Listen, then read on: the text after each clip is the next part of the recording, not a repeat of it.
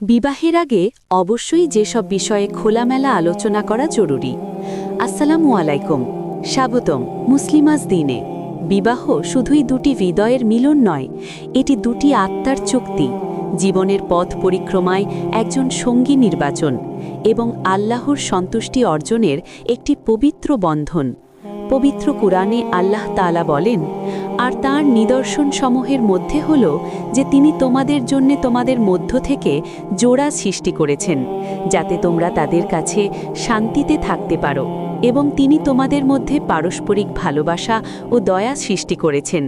নিশ্চয়ই এতে চিন্তাশীল লোকেদের জন্য নিদর্শন রয়েছে। সূরা আর-রুম আয়াত ২১। এই শান্তি ও ভালোবাসা টেকসই করার জন্য কবুল বলার আগে নিচের বিষয়গুলো স্পষ্টভাবে খোলা মনে এবং ইসলামী নির্দেশনার ভিত্তিতে আলোচনা করে নেওয়া অত্যন্ত জরুরি। নাম্বার ১, দিন ও ইবাদত। রাসূলুল্লাহ সাল্লাল্লাহু আলাইহি ওয়াসাল্লাম স্পষ্টভাবে বিবাহের জন্য সবচেয়ে গুরুত্বপূর্ণ বিষয়টি নির্ধারণ করে দিয়েছেন। মহিলাকে ৪টি বিষয়ের জন্য বিবাহ করা হয়। নাম্বার ১, তার ধন সম্পদের জন্য। নাম্বার ২, তার বংশমর্যাদার জন্য। নাম্বার ৩, তার সৌন্দর্যের জন্য। এবং নাম্বার ৪, তার দ্বীনের অর্থাৎ ধর্মপরায়ণতার জন্য। তুমি দ্বীনদার মহিলাকে প্রাথমিক দাও, নইলে তুমি হতভাগ্য হবে। সাহি বুখারী ৪৮০৯, সাহি মুসলিম ১৪৬৬। আলোচ্য বিষয়: দুজনের নামাজ, রোজা, কুরআন তিলাওয়াতের প্রতি আগ্রহ কেমন? শুধু ফরজ ইবাদত নয়, নফল ইবাদতের প্রতি মনোভাব কী? জীবন চলার পথে ইসলামী মূল্যবোধ ও বিধান কতটুকু প্রাধান্য পাবে? কোনো বিষয়ে মতভেদ হলে শরিয়ত মোতাবেক সিদ্ধান্ত নিতে কতটুকু প্রস্তুত? ২, ভূমিকা ও দায়িত্ব। কে কী করবে? বিবাহ মানে একজন নাবিক ও সহযাত্রী খুঁজে নেওয়া। পবিত্র কুরআনে স্বামী স্ত্রীকে একে অপরের পোশাক বা পরিচ্ছদ বলে অভিহিত করা হয়েছে। তারা তোমাদের পরিচ্ছদ এবং তোমরা তাদের পরিচ্ছদ। সূরা আল বাকারা আয়াত ১৮৭। আলোচ্য বিষয়: ঘরোয়া কাজে কার ভূমিকা কেমন হবে? স্বামীর নেতৃত্ব ও দায়িত্ব কী এবং স্ত্রীর কর্তব্য ও অধিকার কী? রান্নাবান্না, ঘর পরিষ্কার, আয় রোজগার, সঞ্চয়, এসব ক্ষেত্রে পারস্পরিক প্রত্যাশা কেমন? ইসলামের আলোকে এই বিষয়গুলো বোঝাপড়া থাকা জরুরি। ৩, বসবাসের স্থান ও পারিবারিক সম্পর্ক। পরিবারের সাথে সম্পর্ক বজায় রেখেও নিজেদের একটি স্বতন্ত্র পরিসর তৈরি করা জরুরি। আলোচ্য বিষয়: বিবাহের পর কোথায় থাকবেন? স্বামী স্ত্রীর একান্ত গোপনীয়তার জায়গা ও সময় নিয়ে বাস্তবধর্মী আলোচনা করুন।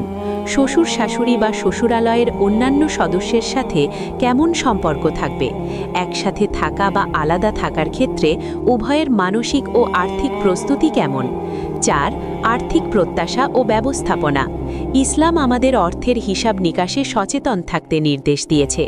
আলোচ্য বিষয়: শুধু মহরের পরিমাণই নয়, মাসিক খরচ, সঞ্চয়ের পরিকল্পনা, জরুরি প্রয়োজনে অর্থ যোগানের উৎস সম্পর্কে আলোচনা করুন। আয় কতটুকু এবং তা কোন খাতে ব্যয় হবে? যাকাত ও সাদকা প্রদানের মানসিকতা কেমন? আয় ব্যয়ের ক্ষেত্রে কোনো প্রকার গোপনীয়তা বা অনুমান নির্ভর সম্পর্ক টেকসই হয় না। ৫, সন্তান ও তাদের ভবিষ্যৎ। সন্তান আল্লাহ দেওয়া আমানত। তাদের কিভাবে গড়ে তোলা হবে তা আগে থেকেই স্থির করা উচিত। আলোচ্য বিষয়: কয়টি সন্তান কাম্য? সন্তানের ইসলামী শিক্ষা ও নৈতিক গঠনের জন্য কে কতটুকু দায়িত্ব নেবেন? কোন ধরনের স্কুল বা শিক্ষা ব্যবস্থায় তাদের লেখাপড়া হবে? সন্তান লালন পালনের ক্ষেত্রে অভিভাবকত্বের মূল নীতিগুলো কী হবে? ৬, মতবিরোধ মোকাবিলার পদ্ধতি। যে কোনো সম্পর্কে মতবিরোধ হবেই। কুরআন এর সমাধানও বলে দিয়েছে।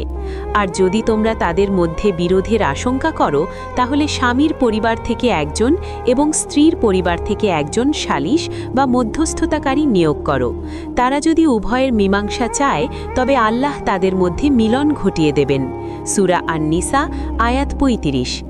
আলোচ্য বিষয়: কোনো বিষয়ে দ্বিমত হলে তা কেমন করে সমাধান করবেন? প্রথমে কি নিজেরা কথা বলে সমাধান করবেন? কারো সাথে পরামর্শ করবেন? পরিবারের বড়দের সাহায্য নেবেন? নাকি প্রফেশনাল কাউন্সেলরের শরণাপন্ন হবেন? রাগের মাথায় কোন বিষয়গুলো বলা যাবে না তা আগে থেকেই নির্ধারণ করে রাখা ভালো। ৭, ভবিষ্যৎ লক্ষ্য ও স্বপ্ন। দুজনের জীবনযাত্রার মান, ভবিষ্যৎ পরিকল্পনা একমুখী হওয়া জরুরি। আলোচ্য বিষয়: ক্যারিয়ার নিয়ে কার কি পরিকল্পনা? উচ্চশিক্ষা নেওয়ার ইচ্ছা আছে কি? দেশের বাইরে যাওয়ার কোনো পরিকল্পনা আছে কি? দ্বীনের দাওয়াহ বা সমাজসেবামূলক কাজে সম্পৃক্ত হওয়ার ইচ্ছা কেমন? এই লক্ষ্যগুলো একে অপরের সাথে সংঘর্ষী কিনা তা নিশ্চিত হওয়া জরুরি। ৮. পর্দা ও হালাল সীমা। এটি সবচেয়ে গুরুত্বপূর্ণ বিষয়, যা বিবাহের আগে থেকেই মানতে হবে।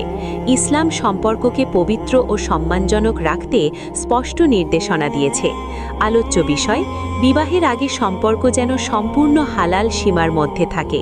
কোনো প্রকার গোপনে দেখা সাক্ষাৎ, ফ্লার্টিং বা নিষিদ্ধ সম্পর্ক না রেখে অভিভাবকের উপস্থিতিতে কথা বলা এবং কেবল প্রয়োজনীয় বিষয়েই আলোচনা সীমাবদ্ধ রাখা। এতে করে সম্পর্কের ভিত হয় পবিত্রতা ও আস্থার উপর, লোভ, লালসা বা অবিশ্বাসের উপর নয়। মনে রাখবেন, নিকাহ সুন্দর হয় তখনই যখন এটি অনুমানের চেয়ে বাস্তবতা, লোভের চেয়ে আস্থা আর জল্পনা কল্পনার চেয়ে স্পষ্ট বোঝাপড়ার উপর ভিত্তি করে গড়ে ওঠে। আল্লাহ আমাদের সবাইকে এমন জীবনসঙ্গী দান করুন যে আমাদের জন্য দুনিয়া ও আখিরাতের শান্তির কারণ হয়, যে আমাদের ভুলগুলো ধরিয়ে দেয় এবং আল্লাহর সন্তুষ্টির পথে আমাদেরকে উৎসাহিত করে। আমিন। এরকম আরও ইসলামিক ভিডিও পেতে চ্যানেলটি সাবস্ক্রাইব করুন।